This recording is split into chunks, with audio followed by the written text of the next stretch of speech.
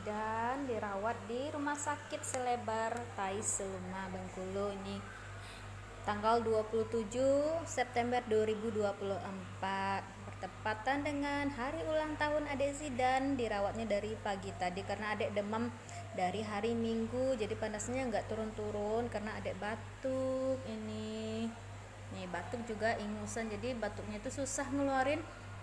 Jadi Adek ini cek darah tadi, jadi ada infeksi paru-paru ini. Semoga Adek cepat sembuh nih.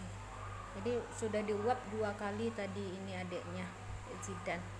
Cepat sembuh ya Adek Zidan ya, beraktivitas lagi seperti biasa, bermain lagi seperti biasa ya Adek ya. Nih ada Abang Zaid ini nemenin Adek juga di sini, ada ayah, ada bunda. Dadah Adek, senyum dulu Adek Zidan. Ih, pintar.